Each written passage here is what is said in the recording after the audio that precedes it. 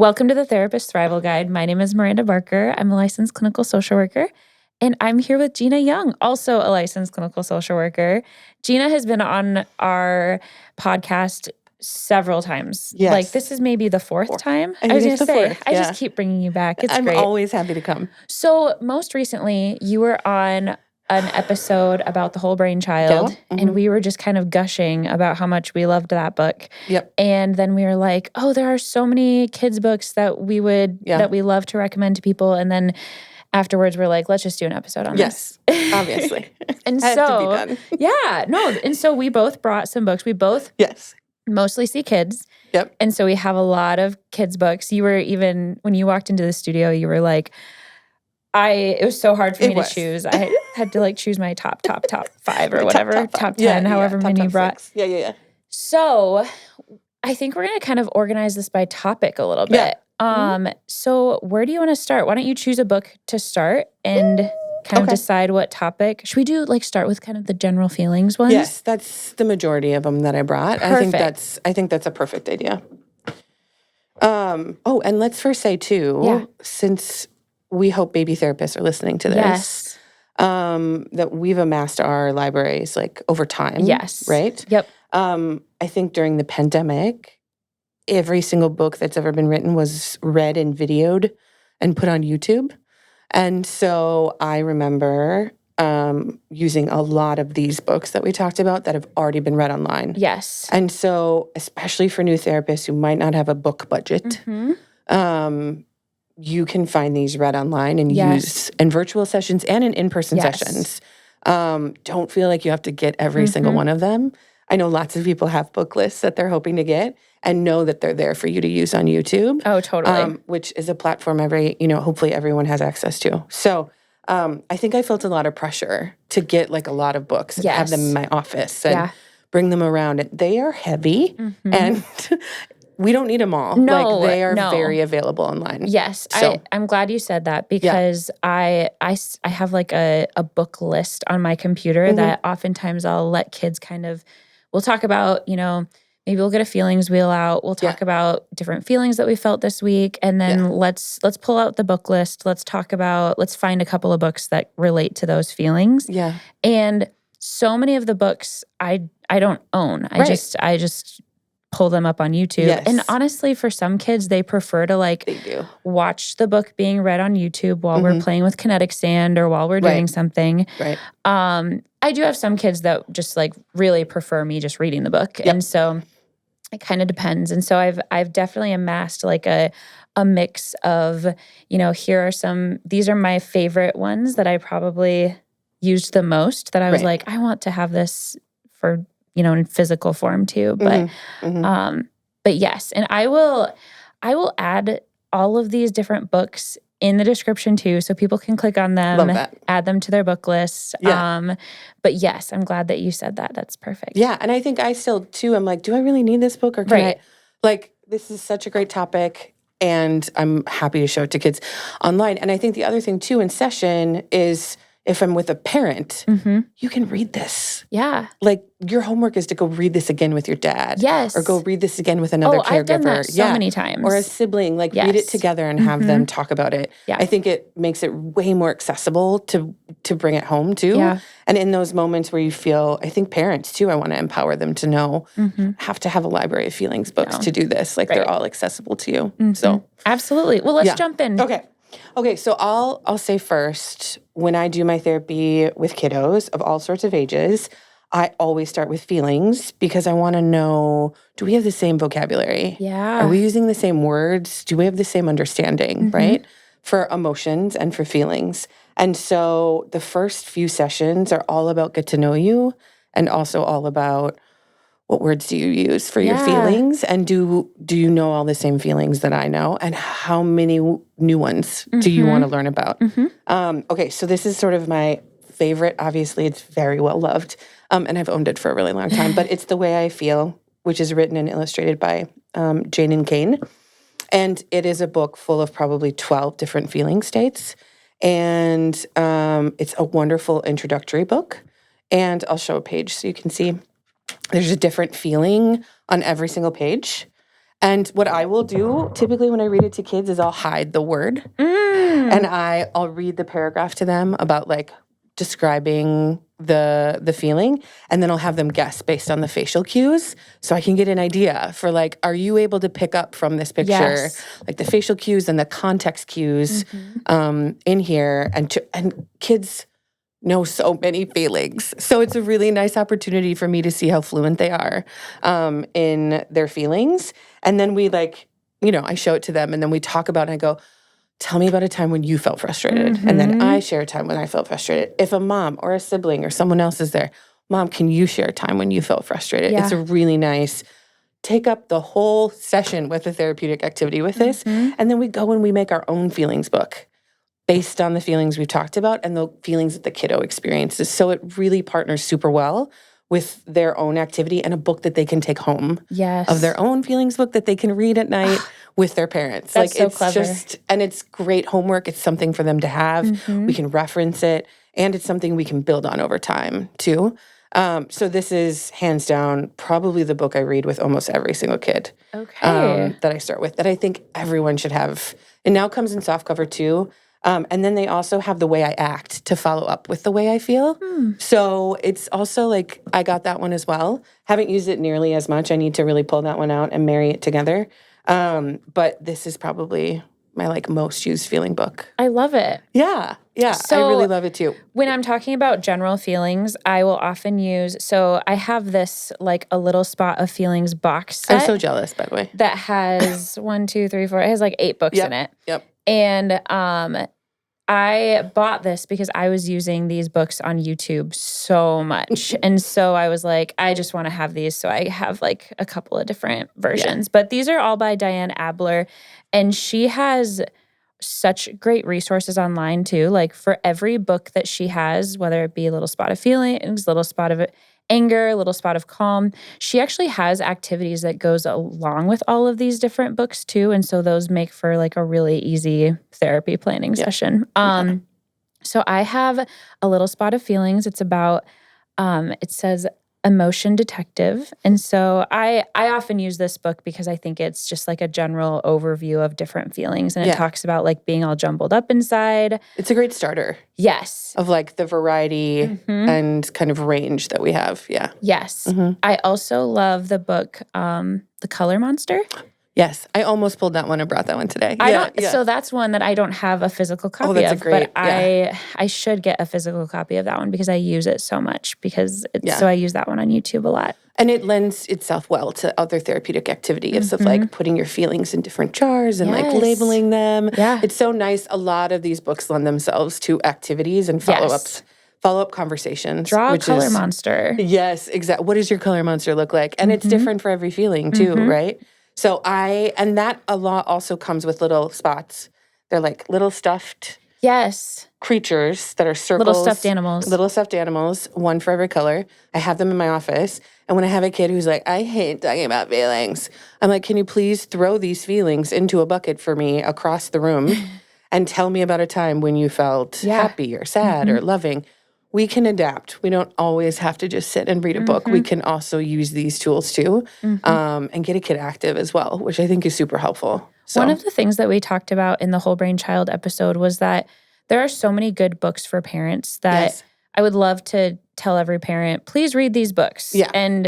And in reality, like they're most of the time not going to pick up that book and read it. Right. However, if you are assigning a children's book for a family to read together or to like listen to, that's always going to be so much easier for parents to do. And parents are hungry for that sort of thing. And I think oftentimes we can kind of trick parents into learning some of this stuff too when they have to read it with their kid. I totally agree with you. Yeah. Giving it its homework for sure. Yes. Okay, next one. Next one. Tough guys have feelings too. Yes. Let's just state that the male viewpoint on feelings is not in enough books, and especially not in enough children's books. I got this from another friend who had it and immediately needed to get it just from the cover alone. And it is just all about how tough guys, right? It's sort of a stereotypical term to use. But in this book, it's astronauts and ninjas and firefighters and wrestlers and superheroes. And it's all of these men, in this book at least, that have these different sort of powerful roles, and they all have feelings. And in the book, they're all showed with tears and crying about something. Yeah. And it's a fantastic, super easy to read, the motorcycle guy. Like all these different, I love using this book with all kids, but I especially like using this book with boys and who maybe don't talk about feelings a lot or really push it away. And it ends on sort of a father and a son who sit down and share about all of the different feelings that they see and that they experience, and that it's safe to have any of them. And it's safe to talk about them with each other too. And so I love this book. And then all of the, things that we saw, the wrestler, the ninja, the racer, they're all in his room, right? Like, and it all sort of ties together at the end, which I think is really lovely. Simple book, really simple idea, but the visuals are really powerful. And I really love them for that. Oh, and it's Tough Guys Have Feelings Too by Keith Neakley. And I know he has a couple other ones too in this sort of series as well. But I want young boys to be able to see themselves in the feelings books too. Yeah. And I think that's really important. I love that. Okay, other general feelings ones that you have. Ooh, my other favorite one. This one was one you talked about at the Whole Brain Child. I talked about it during the Whole Brain Child conversation. Yeah. I found it later in life. I'm Happy, Sad Today, written by PhD Lori Britton. And it just talks about a girl who is going through her days and notices that she has two feelings at one time, right? And that's something we do, I think, in my therapy process a little bit later on, is now we can name all these feelings, but guess what? Sometimes they happen together, right? And I also think I talk to adults about this as much as I do with kiddos. You don't have to feel just sad or have to feel just frustrated. In fact, we feel a multitude of feelings at once. And how do we identify them and each give them room is really, really important. And so she just shares about, being happy and sad about her first day of school, sad to leave her mom, but really happy to meet new friends. She talks about how it's hard to get off the playground with her friends. She's happy to see her mom pick her up and really sad to be leaving her friends. Yeah. She even talks about she falls on the playground and she has the little girl feeling inside of her that wants to be held and, wants somebody to kiss her owie, and the big girl feeling where she just wants to dust herself up. Dust herself off and get back up again and climb again. So it's just this idea of duality, right? Of living with more than one thing at one time. And that is really complex for kiddos to understand. Yeah. And it really lends itself super, super well. This is the one where she falls. It lends herself super, super well because it talks later on in the book about, and it's a great book for parents, I think, to read with kiddos, what to do when you're feeling more than one feeling at a time. Do I talk to one of my loved people in my life, one of my caregivers? Sometimes I don't want to talk about it and I just want to sit with somebody. Sometimes I just want to paint about it. Sometimes I want to dance and get my sillies out and, express all my feelings all at the same time. So, and then this lends itself really, really well for baby therapists. Then we paint. We do a paper plate, one feeling on one side, one on the other, and we can use it as a mask. And we just talk about those different times when we felt two feelings at once. And I would even say I would do this with older kids too, because I think it gets much more complex as we get into those middle school and high school years, where it's not just one feeling, it's a multitude of feelings. So I love it. And this is the one that kind of makes up words. It makes up words. SMAD, sad and mad. That's my favorite. Glappy is glad and happy. They've got shy and happy, which is shappy. So it's like, the fronts and the back are all of the made up words, which is super, super fun. And I think it's based on the author's granddaughter saying, I'm SMAD. Yeah. And then coming up with all of these other words together. So I just love that idea. And all the kids that I talk to about it really love it as well. And they giggle with the made up words. So, nice. Yeah. Any other general feeling books you have? These are that's it. Okay. Those are my main ones. So before we started recording, we were talking about how, we could do this like categories where we see like how many of the books we brought in common. But I think we only brought one. We only brought one. So we both brought The Invisible String.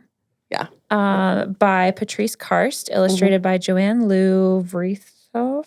I don't know how to say that last name, but I love this book. So as a child who had some separation anxiety, my mom always read me the Kissing Handbook. And I also love that book. Yeah. Yes. Yeah.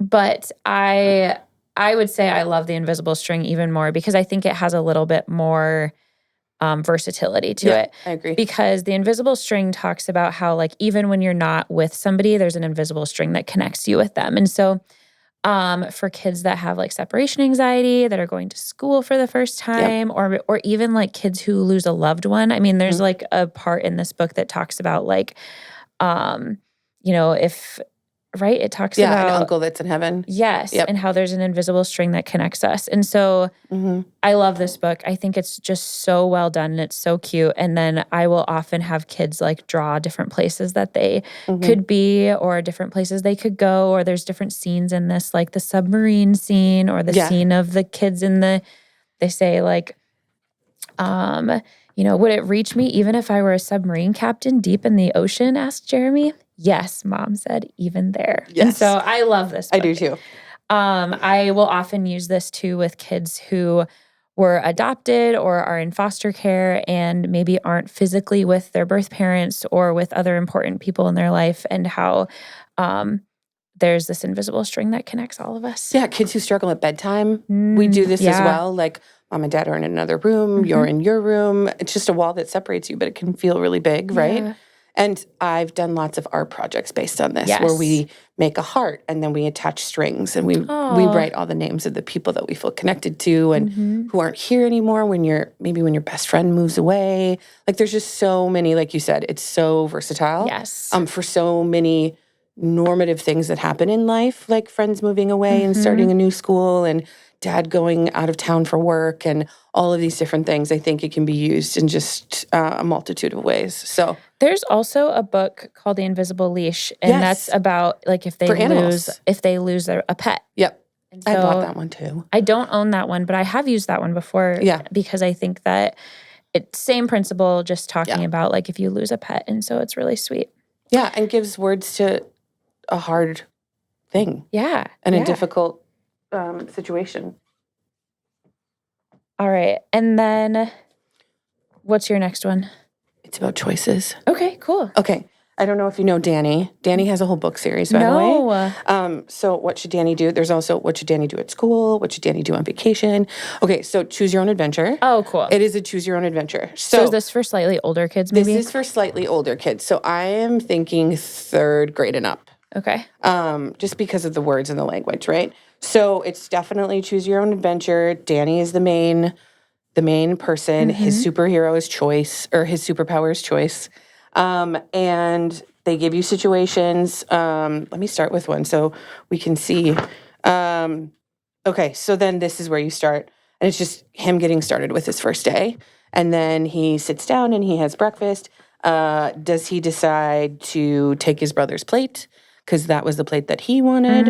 Or does he just go with what he was given and make the more positive choice, right? And then you get to choose, right? Eat the pancakes on the alphabet plate, go to page 26. Yell until he gets the ninja plate, go to page 16.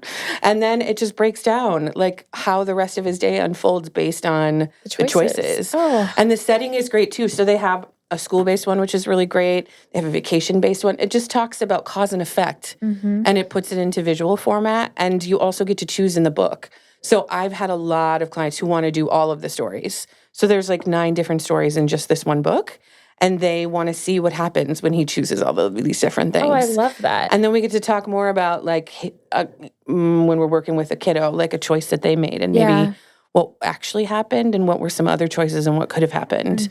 And so it's a really fun book, and you can do a lot to come back to it over and over again too, about how the importance of making choices. It gives a lot of power to kids too when you're thinking about autonomy, and they do have choices, and it can impact what happens. Yeah. And so it definitely is, like you said, for older kiddos who can start to understand the cause and effect idea. So on a similar note, I have What Were You Thinking? It's about impulse control. And I've used this book with a lot of kids, and I think this is one that can be a wide range of ages too, because I think the idea is pretty simple, but like it also, there's a lot of different words on pages and a lot of stuff happening. So I think it's also not like too young for older kids. Right. But it's pretty much about a kid who he is at school and he just has poor impulse control and just chooses to say things, blurt things out loud, or grab cookies, or, these different things. And then there's different rules that, like 4 easy steps to follow to better control your impulses. So it's like, number 1, stop what you're doing. Number 2, think about what you're going to say or do. Number 3, decide if it will make the situation better or worse. Mm-hmm. And 4, choose the behavior that makes the situation better. And so I have read this book with kids so many times, and I've even there's a YouTube video of this one too that I really like, because there's like a couple of people that will do like voices and make it more interesting or like more animated. And this is one that they do that with. And then it also, I've had kids that like will write down the rules or like talk about times where they've like stopped and thought about what they wanted to do. And so, that's a good Well, and it's a great book one to talk about a pretty hefty topic as far as executive functioning. Yeah. Right? In this really cool way in a classroom setting, which is where they spend so much of their time.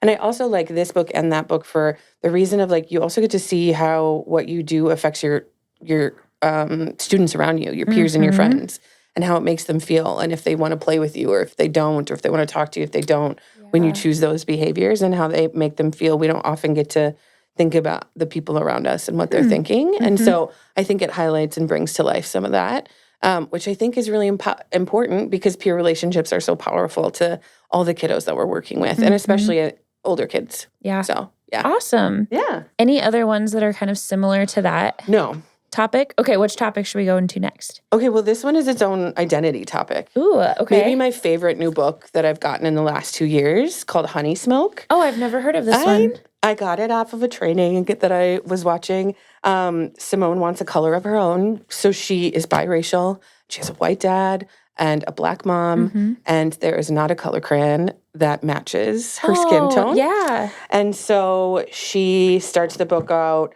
like comparing herself to different objects, like teddy bears and like the glue and, the markers that she uses in class, and nothing matches her skin tone, right? And she asks her parents about it. She hugs her teddy bears. She doesn't look like them. And so she does some thinking and has a dream about both of her parents. And she thinks that her mother's skin looks like honey and her dad's looks like smoke. Aww. And so they talk a little bit about that, and then she comes up with her own word for her identity, her skin tone. And it's just like the best. Yeah, this is the train that dad's skin looks just like the smoke. And then she comes up with her own, and it's honey smoke. That's so cool. And it's so fantastic. And so then she goes around and she just talks about other places that she uses her identity now that she has a word for it.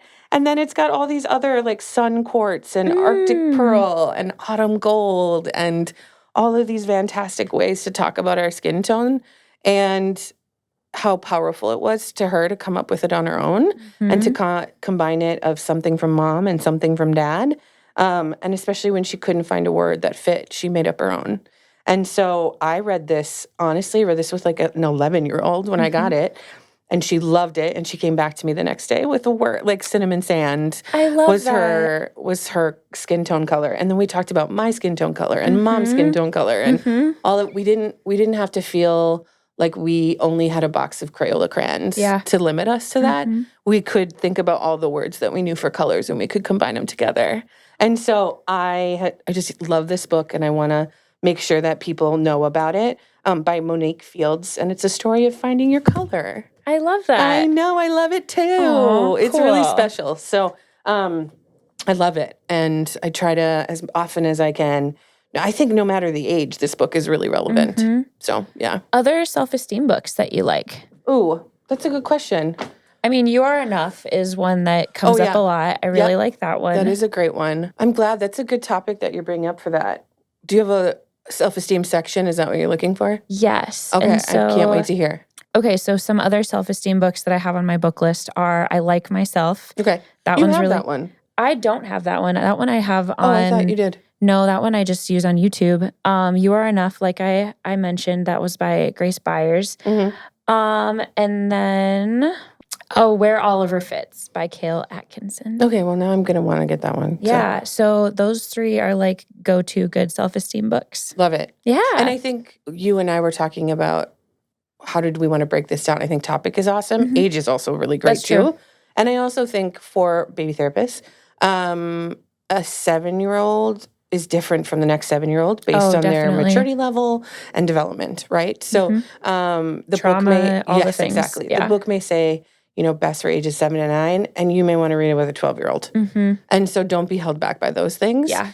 Really explore if the issue and the topic is really going to fit with what you're talking to the kiddo about. Embrace it. And if the kid is like, that book sucked, then okay. Like you still read it and it was helpful and something you can reference, right? So don't be afraid to, I think, read younger books with older kids and older books with younger kids. I've got a lot of like high achieving, gifted and talented kids, and we explore all of those books regardless of sort of what the age is. Yeah. So yeah. Awesome. Yeah. Let's jump into like maybe anxiety. Do Sure. you have any anxiety books? Oh, not with me, but I have a million that I typically Recommendations? read. Yeah. What to do when your worries are too much. That's a great one. It's a workbook, but definitely one that I think parents and kids could do together. And it has ways of talking about how the metaphor for anxiety is like watering plants. So the more attention you give to it, the more sun and water you put on your tomato plants, the more they multiply, right? And the more they grow. And so it's talking about what if we didn't spend as much time thinking about this, right? And we pivoted our attention to something else. So a lot about that distraction piece too. And just talks about different tools that you can use to combat anxiety. That's probably one of my favorites, yeah. Awesome. I have a couple of different anxiety ones. Oh, good. So you've got dragons. Which this one it's not specifically about anxiety because you can kind of... I've heard somebody use it for grief. Yes, I've heard it for grief. I've heard it used for anger. That's what I love about this book too, is you can read it with a child and the dragons are just a metaphor throughout this book. Oh.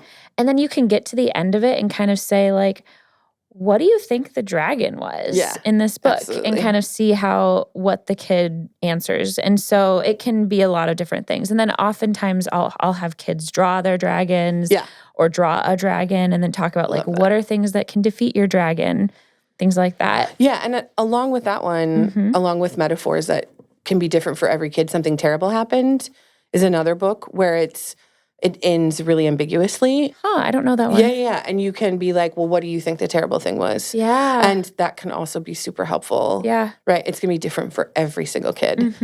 So I love that you use it for anxiety and I bought it for grief. Yeah. So yeah, I think those books that serve more than one purpose, like a 2-for-1, those are great to have. So. And it also tells you like what the kid is thinking about, right? Yes. Like what's at the top of their mind. The younger they are, the more they can't mask, right? Like they think it's about them. Yes. So then when you ask them about it, they're going to tell you their opinion. It's so helpful without being like, tell me how you feel. Yeah. I get to ask these questions that seem like they're about the book, but in reality are really, the answers I'm getting are the You're making it about perspective. yourself. Yeah. Yes. I love because they're just very ego focused, which is what kids, that's the focus of, being a kiddo. So. Okay, other books I have around anxiety. I have Right Now I Am Fine. This one I would not really recommend as maybe a YouTube one because it's a little bit slower moving, and so it feels like it's maybe a slower video. And so but I think the pictures are really nice in this book, and it talks about like how sometimes bad things happen. Is it the Earth on Fire, Miranda? Well, there's a bunch of different things. Wow, there's a lot going on at one time. You've got a picture of the earth and you've got a storm, sadness, heartbreak, fire. Like, so you can really look at this and be like, yeah, bad things happen. Who knows what they're talking about, but it could be. Or like things that make us feel scared. This was something that I used even around like COVID and just like really big events that are happening.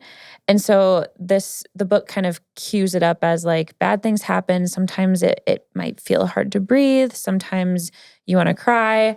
And then it walks you, it's almost like a self-guided meditation because then it walks you through like, but when this happens, it's important to remind ourselves that we're fine right now. And then it like has you close your eyes and take 3 deep breaths and let worrying thoughts drift out of your mind. And so it It also talks about like drawing pictures. And so this one feels a little bit more like a visualization or like a meditation. But so that's why I don't love it as like the YouTube video, but because it feels really slow.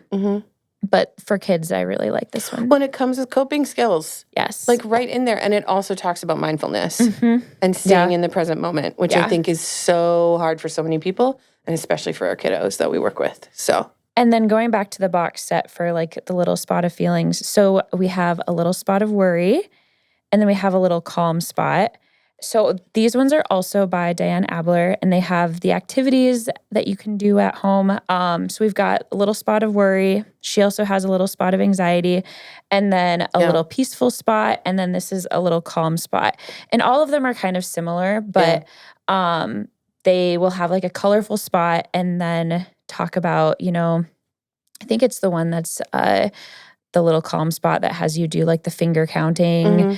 And so it has little tools in there that will help you, and then breathe on your fingers. Breathe out your birthday candles. I think when you can practice them in session, and then hopefully, those are all about our treatment plans too, right? Yeah. Like their homework is to practice this when you're not with us. Like that's really the stuff that's going to matter too.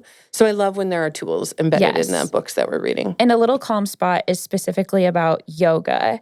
And then I think it's the little spot of anxiety that has like the finger counting. Yeah, I think so too. Yeah. And then this one is about like drawing, you spin your worries. I think the little spot of anxiety also talks about real worries and imagined worries, which is also a really nice distinction of like, what are some things that you should like could actually happen, or what are some things that your brain makes you feel like are going to happen. And with kiddos that have anxiety, I'm learning more and more, there are just so many differences in like, is this a real danger or something that we heard about that is now planted a seed in our brain?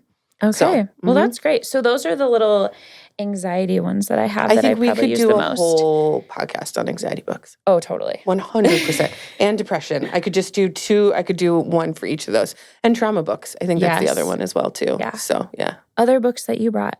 This is it. Oh, man. These are the ones. I love it. So I have a couple other ones that these ones came in the box set. And so I, like the one that I use the most probably that comes from like the little spot of feelings kind of box set is a little spot of anger. And then there's also the little spot of frustration. So these two, I use these a lot. Like the little spot of frustration, it has like it's kind of flipping your lid, but it's flipping your frustration coin. And so again, like really solid visuals and ways that you can kind of turn these into art projects or tools. And so I love these different books for those reasons. And I think in sessions too, how a book becomes a whole activity is by stopping at each page or at every couple page and exploring a time. Tell me about a time when you really felt frustrated, and then using that as you go through the story and continuing to explore and talk about it. So I don't be afraid to stop and ask a million. The kid will be like, I thought we were just reading a book. I get that all the time. But I'm like, I want to know how it affects you. That's why we're reading it. So I think that's really valuable and important too to remember is a book can be a whole activity in of itself. Definitely. So, Yeah. Okay. I wanted to look at my list really fast to make sure I wasn't missing anything. You have your own book list. I do. Okay. When did you start that? Gosh, probably in the last year. I think I was using other book lists for a while and then kind of evolved it into like, oh, these are the ones that I really like. Your favorites. Yes. So like Llama Llama Mad at Mama. I have that one. I love that one. That's about anger. Yeah, and I for love younger kids too. And I love that. Yeah. I love the LlamaLlama books. All of them are great. Yeah. My Mouth is a Volcano. That one. Anger. We could do a whole anger one. Yeah, that one's about anger, but that one also, I think, fits really well in impulse control too, where it's like, it's not necessarily all about being mad. It's more about like, I can't control blurting. What's coming out. Yes. Yeah. Mm-hmm. Going back to like calming mindfulness ones, Breathe Like a Bear. I can't believe I didn't bring that one. That one's another like really just like a book of coping skills that I like. And that one has a school version too that I think is really cute. It's like breathing like a bear. I think it's like on your first day of school or something. And so it can really help around the anxieties of a first day of school. And that I think I spent with all of my kiddo clients in the month of August, we just talked about school. Yeah. So like those back to school books, especially for kiddos that are feeling anxiety in all of its various forms, I think reading those and coming up with those coping skills and then having them practice in session is so helpful, because on the first day, you're not going to be there. You know, it's going to be the parent and the kiddo, or the caregiver and the kiddo. And so we want to help them practice so they feel okay. I'm going to blow out my candles, and then I'm going to get out of the car and, get ready to go to school. One other intervention that you taught me a long time ago that I have used with a lot of kids is like creating a story or a book around. You and I love words and pictures. Yeah. And so, we both come from, what is that called? I can't think of what it is. So in child protection, there's a model that we use often that I can't think of what it's called right now, but one of the tools within that model is words and pictures to help a child understand what's going on or what they can expect next. And so I use words and pictures all the time with my clients still, because I think it's so helpful to help a child know like what's coming. And you can do it like a comic book strip. You can make a book about it. Or like a story, yeah. Yeah. And so I've had a couple of kiddos like going into the school year that were really anxious about it. And so then what I had them do is, let's write a story about what the night before school, your first day of school is going to look like. What's the routine? What are you going to do? What's the morning going to look like? It's even better if you can like include pictures of what their classroom is going to look like. Where they're going to hang their jacket, where their desk is going to be, what their teacher's name is going to be, all of those different things. And so those are ways that you can bring the parent into and say, do you know, like, how can we add some more details to this? And so really just giving a child a little bit more details and control so they know what to expect. Well, and it aligns, with the model for children with autism, social stories, right? And so similar, I mean, super, super similar. There's nothing you can't tell a story about, right? And I think it also helps break down what feels very overwhelming into really achievable steps. Yeah. Not only for kiddos, but for caregivers. And it's a nice way to practice what's going to happen in the future and help them prep. And then reading the story as many times as you need it, right? And sending it off with them to read and practice with until they feel comfortable with it. And I mean, we do that with adults when we're talking about, going to a job interview or prepping for a speech at work. Everyone needs practice. Yeah. And so it's so lovely to put together a story that they can take with them. And especially with younger kiddos, I love watching them color, because it's also an opportunity for us to talk more about what are you coloring? What does this mean to you? And it also, don't forget to put in there, on the first day of school, I might feel nervous and I know that it's going to be okay. Yes. Like, I think putting in some of that internal monologue that we know these kiddos are holding on to, or the parents have told us, or the kiddo has said, I'm really nervous about the first day. I think my teacher's going to be mean. Yeah. Let's put that into the story, right? Because those are the things that we can't address because we're not going to be there in person, right? But like, let's incorporate them because that's going to happen. Yeah. So. No, I think that's a good way to kind of integrate, like, here are the details and here are the emotions that we're trying to put them together in the story. You don't have to have one for each. You can really do it together. Yeah. Right? Yeah.